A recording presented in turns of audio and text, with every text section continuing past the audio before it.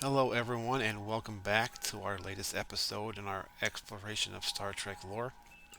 Today, we will be examining major events in Star Trek history, covering the time period from the late 20th century to the early 24th century. Now, as was the case with my video on uniforms, I will be only covering the main timeline of Star Trek and not any alternate realities or parallel universes. So we'll get started with the Eugenics Wars, which, according to the original series, took place from 1992 to 96.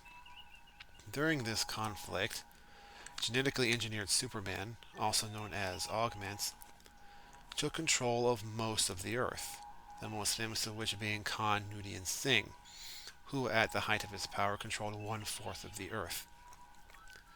By 1996, these augments had been overthrown. However, Khan and many of his followers disappeared without a trace. In the 2020s, many large cities in the United States had established areas called sanctuary districts, where homeless and others who did not have jobs were forced to stay in very inhumane conditions. As a result, there was an uprising led by Gabriel Bell, who, thanks to temporal shenanigans, was unfortunately killed.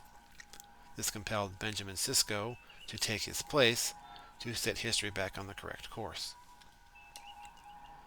One of the darkest periods of Earth history occurred in approximately 2053 with World War III. During this nuclear conflict, over 600 million people were killed, and most major cities were destroyed. The post-atomic horror that resulted from this lasted for decades in some parts of the world.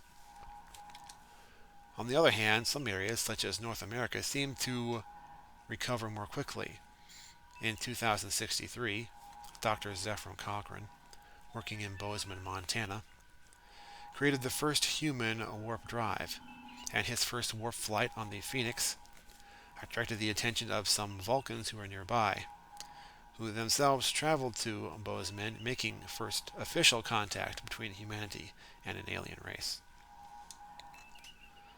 Moving forward in time, about 100 years to the period of Star Trek Enterprise, in 2151, not only was the Enterprise NX-01 launched, but humanity also saw first contact with their common foe over the next 100 years, the Klingons. In 2153, the previously unknown race of the Xindi attacked Earth with their weapon, cutting a swath of destruction from Florida to Venezuela, resulting in 7 million deaths. In 2154, the Klingon Empire, having obtained some leftover DNA from the Eugenics Wars, attempted to create their own augments. However, their experiments took an awful turn, resulting in disease that could have possibly wiped out the entire Klingon race.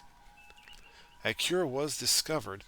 However, as a side effect, the Klingons who were infected lost their typical cranial ridges, which explains the smooth-headed Klingons that were seen during the time period of the original series.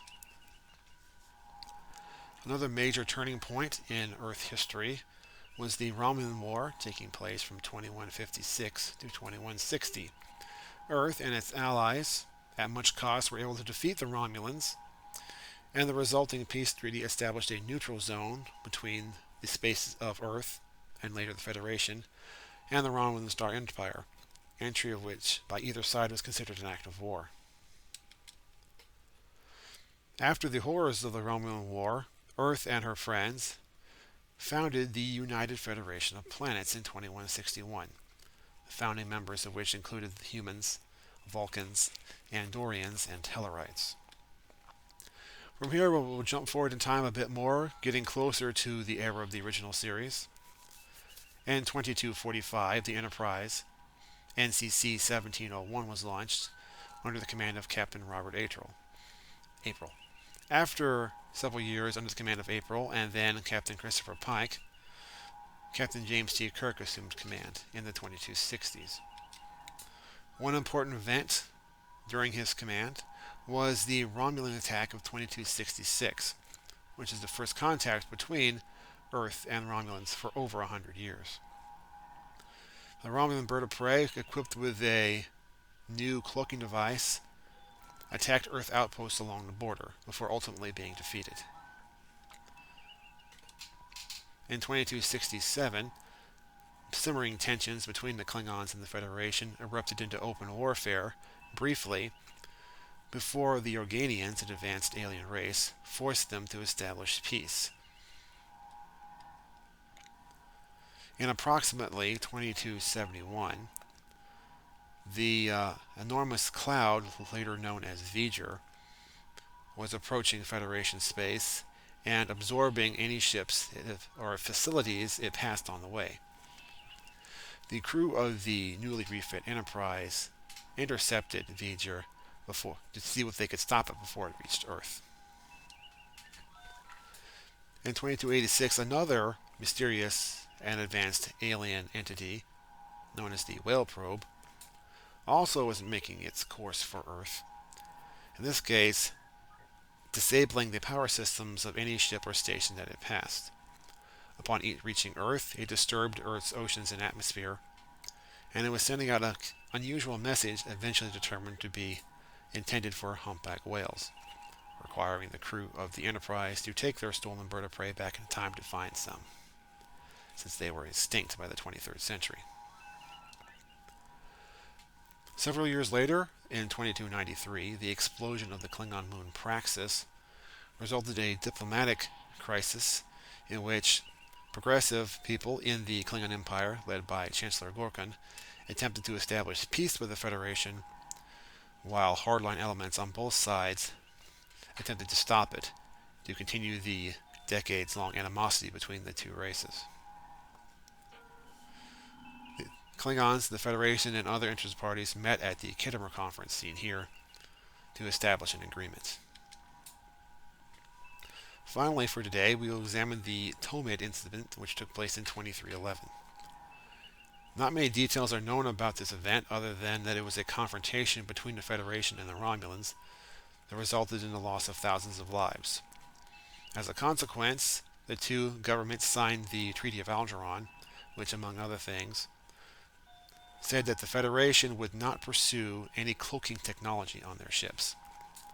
Following this incident, the Romulan Star Empire entered another period of isolation, this time lasting for over 50 years.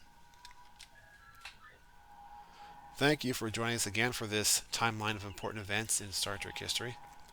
Please join us next time as we consider the history of the 24th century. Thanks again, and I hope you have a blessed day.